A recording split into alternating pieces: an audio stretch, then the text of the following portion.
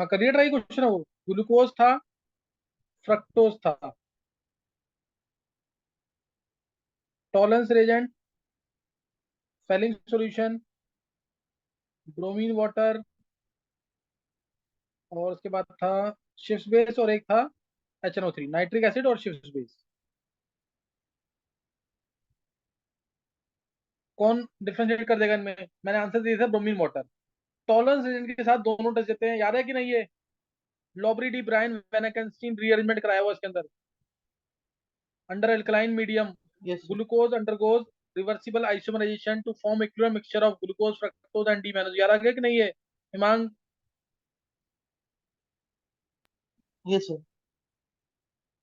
तो इसलिए इससे तो कर नहीं सकते, दोनों दे रहे हैं test. Spelling solution same reason, दोनों देंगे टेस्ट। ब्रोमीन वाटर में क्या होगा? ग्लूकोज ऑक्सीडाइज होके क्या दे देगा? ग्लूकोज ऑक्सीडाइज होके क्या दे ग्लूकोनिक देगा? एसिड। ग्लूकोनिक एसिड, या ग्लूकोनिक उसको एसिड। एल्डोनिक एसिड, हाँ ग्लूकोनिक एसिड या एल्डोनिक एसिड एक ही बात है। एल्डोसिस होगा तो एल्डोनिक एसिड। क्लियर है कि नहीं है? Same yes question sir. Aldoses और कीटोसिस फॉर्म में भी आता है। तो इसलिए इसलिए ये भी नहीं कर पाएंगे, ये भी दोनों देंगे टेस्ट। और शिफ्ट्स के साथ क्या होगा? ग्लूकोज नहीं देगा। नहीं हिमांग पढ़ नहीं रहा ढंग से। Limitation of open general structure याद करो, अभी मेंस में क्वेश्चन भी आया था ये, limitation of open general structure याद करो उसमें। मैंने कहा था ना कि एल्डिहाइड्स हैं, ये ग्लूकोज एल्डिहाइड है, तब भी ये शिफ्ट रीजन टेस्ट नहीं देता, क्योंकि शिफ्ट बेस के आते ही ये साइक्लिक फॉर्म में चला जाता है। याद आया कुछ कि नहीं?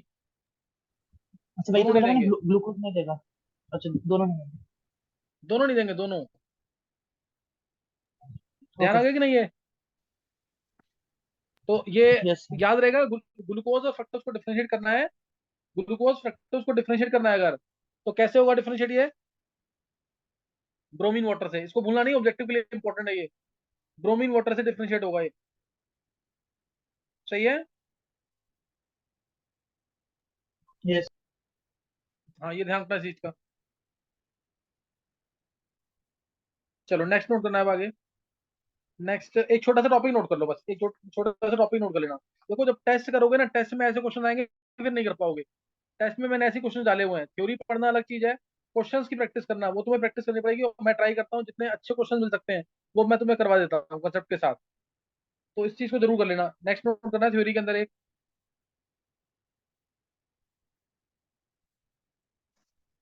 थ्योरी के अंदर है एक छोटा सा टॉपिक है, एंजाइम्स नोट कर लेंगे।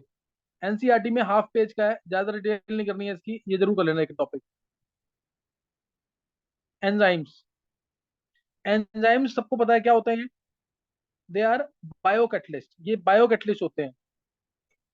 बायो वाले बच्चों को डायरेक्ट पता होगा इसके बारे में, लेकिन फिर भी जो केमिस्ट्री में है बायोमोलिक्यूल्स के अंदर वो तुम्हें मैं बता रहा हूँ। They are called as bio catalyst.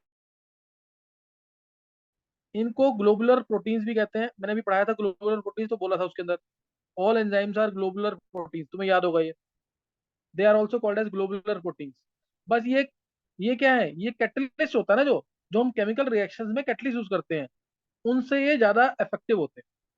मतलब कैटलिस्ट जो है, अगर एक रिएक्शन की स्पीड को मान लो 100 टाइम्स कर रहा है, तो ये एक रिएक्शन की स्पीड को 10⁶ टाइम्स से लेकर 10⁻10 टाइम्स तक ले जा सकते हैं।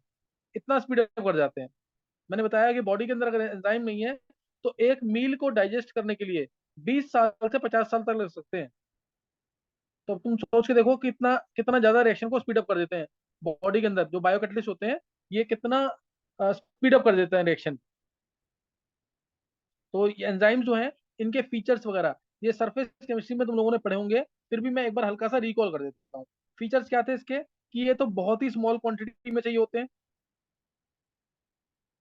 ये इस टॉपिक का नहीं है, सरफेस केमिस्ट्री का बहुत ही स्मॉल क्वांटिटी में चाहिए होते हैं, और ये बहुत ज्यादा एफिशिएंट होते हैं in comparison to catalyst, much more efficient than catalyst. Specific nature के होते हैं, बहुत ही ज्यादा स्पेसिफिक होते हैं। मतलब एक बार को तुम सोच सकते हो कि एक कैटलिस्ट 3 या 4 रिएक्शन में यूज कर सकते हैं, लेकिन जो एंजाइम होता है ना, वो एक पर्टिकुलर रिएक्शन के लिए, एक पर्टिकुलर बायोकेमिकल रिएक्शन के लिए एक ही एंजाइम यूज करते हैं, एक ही एंजाइम यूज होता है। तो ये हाईली स्पेसिफिक नेचर के होते हैं, क्लियर, हाईली स्पेसिफिक नेचर के होते हैं। और मोस्ट इंपॉर्टेंट पॉइंट, ये ऑप्टिमम टेम्परेचर और पीएच पे ही काम करते हैं। Optimum temperature and pH. PH जो है 7.4 होना चाहिए, जो ब्लड का पीएच है। ब्लड का पीएच 7.4 है, 7.38 टू बी एग्जैक्ट। और ऑप्टिमम टेम्परेचर 37 डिग्री सेल्सियस पे इनकी एफिशिएंसी जो है बहुत ज्यादा होती है। इसीलिए जब हमें फीवर वगैरह आता है तो एंजाइमिक एक्टिविटी थोड़ी स्लो डाउन हो जाती है।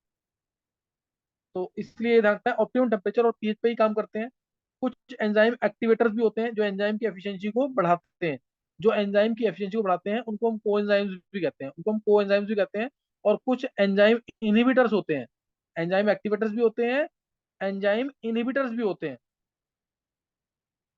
एंजाइम एक्टिवेटर्स भी होते हैं जो एंजाइम की एफिशिएंसी को बढ़ाएंगे, एंजाइम इनहिबिटर और पॉइजन्स भी होते हैं जो एंजाइम की एफिशिएंसी को कम करेंगे। तो ये फीचर्स हैं।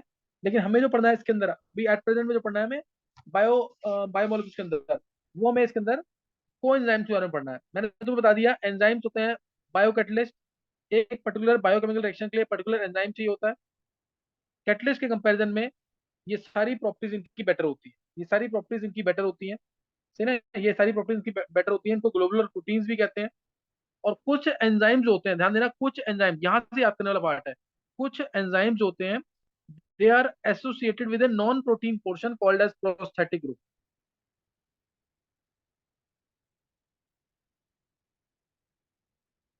Some enzymes are associated with a non-protein portion. कुछ एंजाइम जो है वो एसोसिएटेड होते हैं with a non protein portion called as prosthetic group. Cofactor भी कहते हैं इसको, सही ना, कोफैक्ट। प्रोस्थेटिक ग्रुप को क्या बोलते हैं, कोफैक्टर भी कहते हैं। कोफैक्टर। और कोफैक्टर जो है ना, कोफैक्टर ना ज्यादा वर्ड, ज्यादा सही है word. Some enzymes are associated with a non-protein portion which is called as cofactor, which is called as cofactor।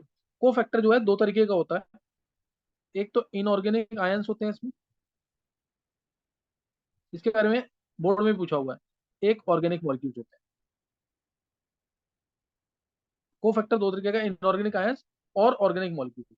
Inorganic ions के अंदर जैसे एग्जांपल ले सकते हैं Mn2+, Fe2+, ज्यादातर ट्रांजिशन मेटल्स हैं। एक बहुत इंपॉर्टेंट, ये भी नीट के पेपर में पूछा था, magnesium 2+। This also acts as cofactor which is the only alkaline earth metal which acts as cofactor. ये मैंने तुम्हें लास्ट ईयर एस ब्लॉक में भी कराया हुआ है। Only alkaline earth metal which acts as cofactor is Mg2+। Mg2+ cofactor का काम करता है, ये याद रखना है इसके अंदर। है ना, ये कोफैक्टर में इनऑर्गेनिक मॉलिक्यूल्स हो गए। ऑर्गेनिक मॉलिक्यूल्स जो है ना, ऑर्गेनिक मॉलिक्यूल्स, अब ये यहाँ पे इंपॉर्टेंट है बहुत। ये दो तरीके का है ऑर्गेनिक मॉलिक्यूल। एक होता है कोएंजाइम, एक होता है कोएंजाइम, और दूसरा होता है प्रोस्थेटिक ग्रुप।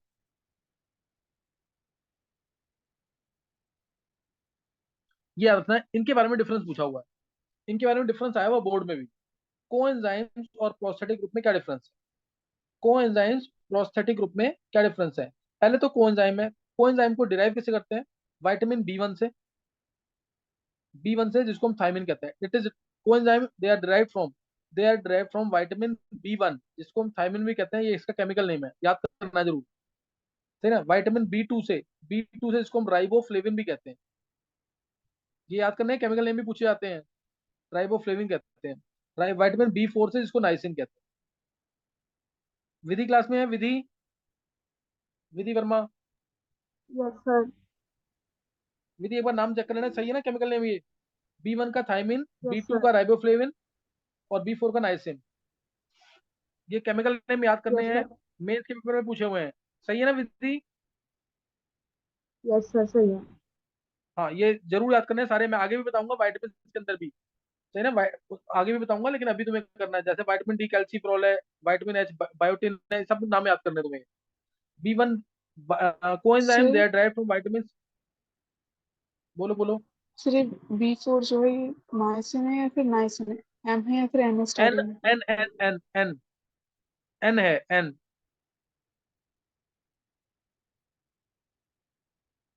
क्लियर है। यस। ये ध्यान रखना इस चीज का।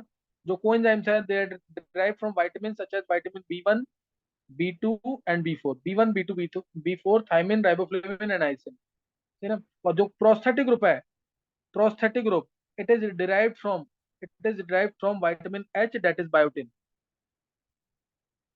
विटामिन एच बायोटिन, ये इससे डिराइव होता है। It is direct from vitamin H which is called as biotin. फिर आगे जो है, आगे नोट करेंगे इसके अंदर, आगे नोट करेंगे जैसे जो कोएंजाइम्स होते हैं ना, कोएंजाइम्स, अब इसको, ये पहला पॉइंट दे दिया मैंने, ये पहला पॉइंट, ये लूजली हेल्ड होते हैं प्रोटीन के साथ, ये टाइटली हेल्ड नहीं होते, they are loosely held to the, held to enzyme, enzyme कह लो या प्रोटीन कह लो, क्योंकि एंजाइम ग्लोबुलर प्रोटीन ही होते हैं, they are loosely held to enzyme, और इसमें tightly held, tightly held to enzyme, clear, this is, हाँ किसी को पूछना तो नहीं कुछ?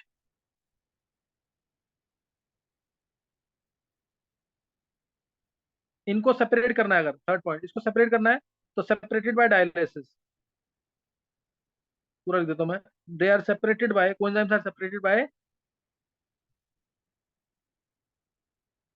डायलिसिस, और इसको सेपरेट करना है सेपरेटेड बाय हाइड्रोलिसिस। अब इसमें सबसे कॉमन मिस्टेक जो उल्टा लिखाते हैं, इसमें उल्टा लिखाते हैं, सही ना, तो उस चीज का जरूर ध्यान रखना है। पी के साथ ना, यहाँ पे प्रोस्टेटिक ग्रुप है ना, पी के साथ पीएच तुमने सुना होगा, पी के साथ पीटी तुमने सुना होगा, पीटी भी सुन रखा है तुमने, और पीएच भी सुन रखा है। पीटी मैंने क्यों बोला? टाइटली हेल्ड की वजह से। पीएच क्यों बोला? सेपरेटेड बाय हाइड्रोलिसिस की वजह से, क्या याद रहेगा? और यहाँ पे सी डी है, सेपरेटेड बाय डायलिसिस। क्या ये बात समझ आ गई? उल्टा मतलब क्या आना है इसको, क्या ये क्लियर हो गया है? सर आपने फर्स्ट पॉइंट यस सर। लिखा है प्रोस्थेटिक वाले के नीचे। पहला विटामिन एच से डिराइव होता है ये बायोटिन से। Okay sir. वाइट, अब इनकी enzyme deficiency disease, enzyme deficiency disease कौन सी है? एंजाइम डेफिशिएंसी डिसीज दो हैं, फिनाइल कीटोन यूरिया पहला, दूसरी डिसीज के बारे में तुमने सुना होगा फिनाइल कीटोन यूरिया, और दूसरी डिसीज के बारे में तुमने सुना होगा, सेकंड डिसीज जो है एल्बिनिज्म, ये सुन रखा है ना एल्बिनिज्म के बारे में? एल्बिनिज्म सुना हुआ ना? एल्बिनो वर्ड से बोलते हैं कई लोगों को, एल्बिनो यानी जो, वो स्किन जो है वाइट कलर की हो जाती है, या तुम क्या कहते हैं, वो देखते हो ना जो वाइट कलर का जो, क्या कहते हैं, एलिफेंट आ जाता है कई बार, वाइट एलिफेंट होता है ना, सफेद हाथी जो होता है या सफेद चूहा जो होता है, वो एल्बिनिज्म, स्किन में जो वो दिक्कत आती है इस वजह से, तो ये एंजाइम डेफिशिएंसी डिसीज है, एल्बिनिज्म और फिनाइल कीटोन यूरिया। क्या क्लियर हो गया एंजाइम के बारे में?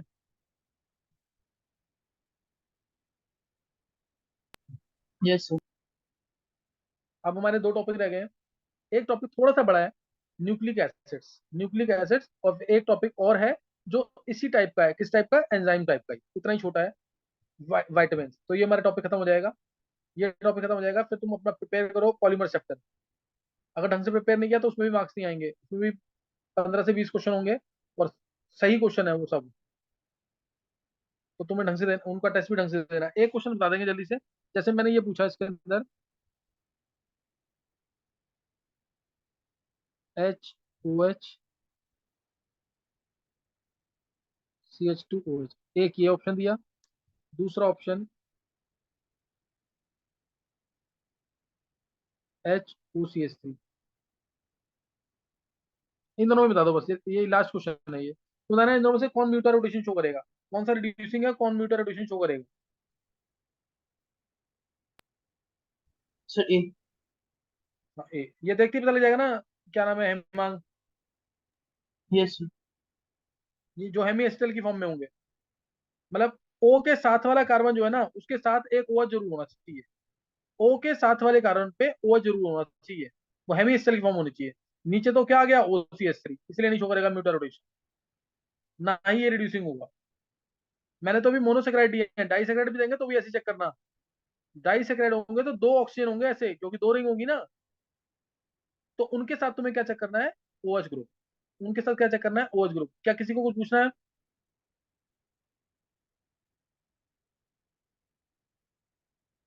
किसी को कुछ पूछना तो नहीं है यहाँ पे?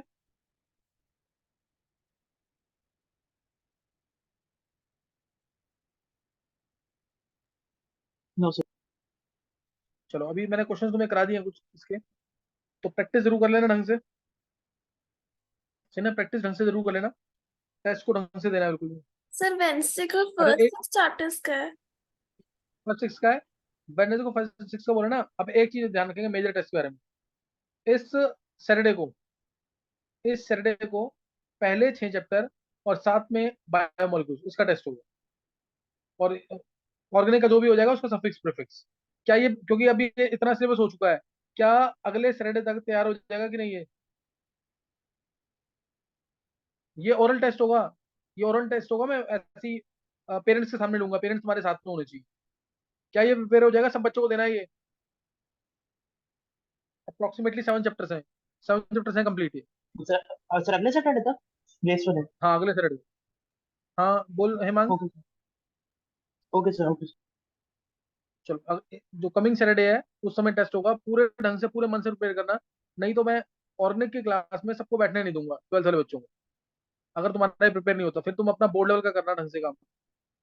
तो इसलिए सबको प्रिपेयर करना पूरे मन से, एनसीईआरटी क्वेश्चंस, फॉर्मुलेज वगैरह बिल्कुल ढंग से करना, कि एक बार को ये काम हो गया है, 7 चैप्टर हो गए हैं तो काफी सिलेबस हो चुका है, ये काम जरूर कर लेना ढंग से। नहीं तो जो बच्चे 11th में अटेंड करा रहा हूँ मैं अटेंड नहीं करने दूंगा 11th की। काजल तो उसमें आ तो रहा होगा ना, उसमें ये चैप्टर यस तो आ सर। रहे होंगे ना काजल। Yes sir. हाँ तो फिर प्रिपेयर करो उसको।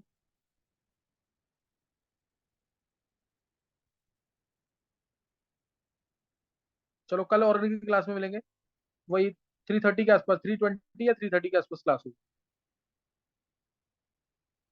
हाँ इशिता है, वेडनेसडे को ओके ऑब्जेक्टिव टेस्ट सर। बोला हुआ है। हाँ